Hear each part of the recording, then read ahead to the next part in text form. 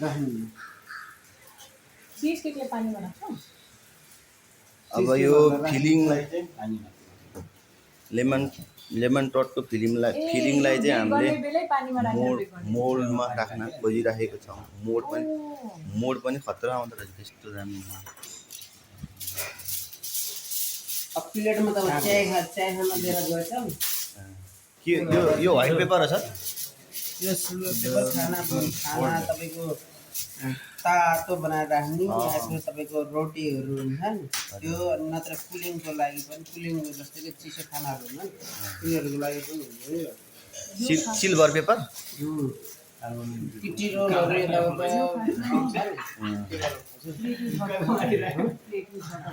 त्यसमा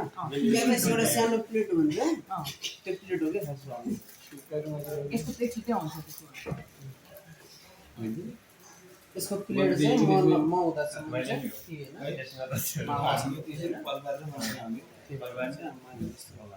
मस्तान छ घर यस्तो खालको 80 रुपियाँ पर्छ 180 रुपियाँ पर्छ एउटालाई एउटाको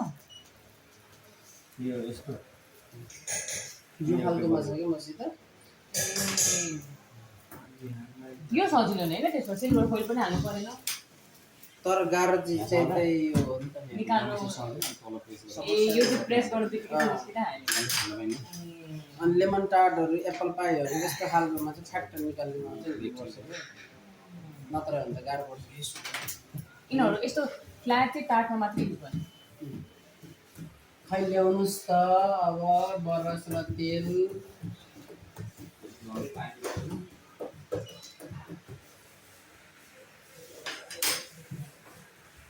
हुँदैन अब मोल्डमा चाहिँ ओइल लगाउँदैछ पछि चाहिँ हुनुहुन्छ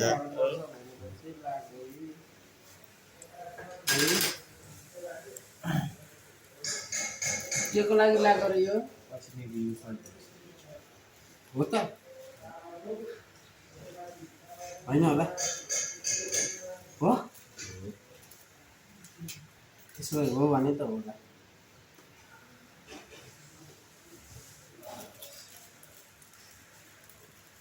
डुनट कुन हो रे हजुर ए भन्नुहोस् त cream doughnut chocolate doughnut plain doughnut अनि अझै एउटा थियो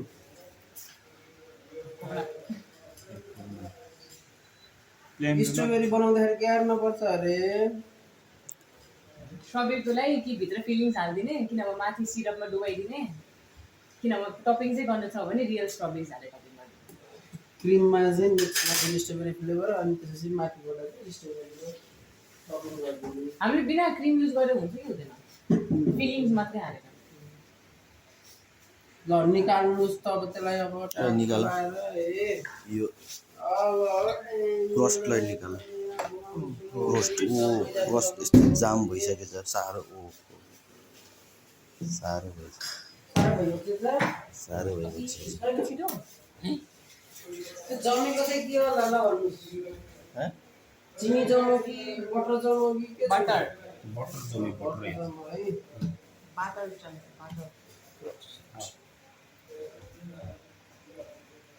अब ट्याक्क लगाएर माडौँ त एकचोटि माडौँ सर चामल थियो नि यहाँ कतातिर यो बेसी भयो फ्रिजमा हालेको यो बेसी हाल्ने मिसो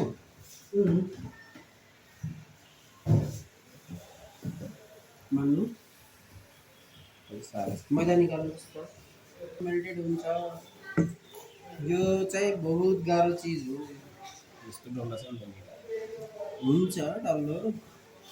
त्यो डल्लो हुन्छ भनेर गरा हो है अहिले मेल्ट पकाउँदाखेरि अहिले फ्लाट फ्लुट हुन्छ अनि यसो पनि फेरि हामीले ओभनमा हाल्नु चाहिँ पग्ली त हालेको बटर पग्लिन्छ अलि अनि जामिने चाहिँ जम्ने चाहिँ अहिले त्यसमा चाहिँ हेर्दै जानु तकनिक यहाँ अलिकति ट्विस्ट हाल्नु समथिङ छ नुनको सट्टा चाहिँ ढुङ्गा पनि युज गर्न मिल्छ है अर्कै ढुङ्गा है पोलिस ढुङ्गा मलमलहरू यो हाल्नु भयो लेख्नु यो राख्ने अनि त्यसपछि एउटा मोल्ड राख्ने त्यसमाथि फेरि त्यसपछि हामी नुन राख्ने नुनले चाहिँ के हो नुन डढ्दैन नि नुन मेल्ट हुँदैन नि भयो सर पड्किन्छ। पड्किन्छ नि नुन के नुन नुन पड्किन्छ कस्तो हुन्छ त छ डल्ला छ के फरक पर्छ तपाईँको यो चिसो यो भुटेको नुन बोल्यो त्यो नुन पनि भुट्छ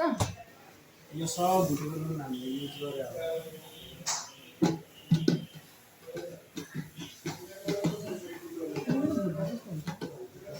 अलिकति डल्लो पर्छ कि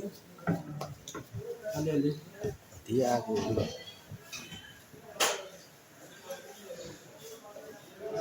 यसो फर्की गरिदिनु कहाँको हो तपाईँ पनि दिमाग नचढ्नु त कुया दिनु पर्छ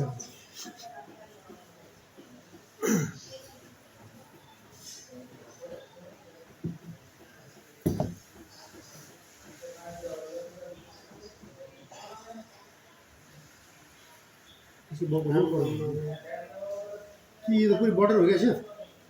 हजुर बटर मात्रै क्या बटर कुन टाट डल्लो त डेन्जर हुन्छ यार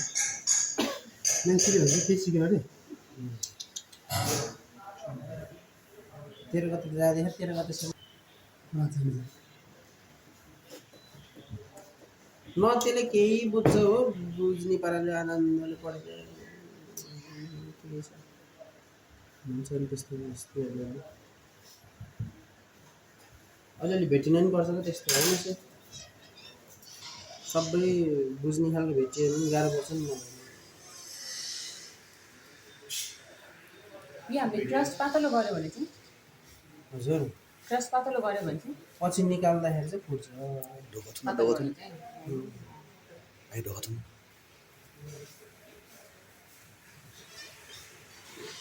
तिमीलाई त सेक्युरिटी गार्ड बनाइगयो है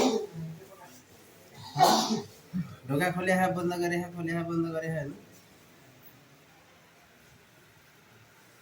बनाऊ है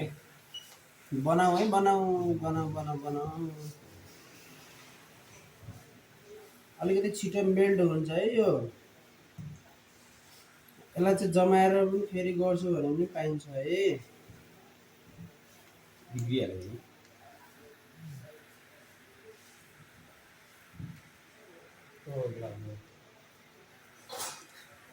कसरी बनाएर सरले त्यो हेरिरहेको छु सरले बनाएर काँटा कोही सरहरू कोही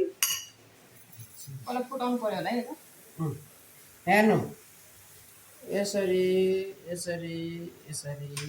पल पार्ने है यो पल पार्नुको रिजन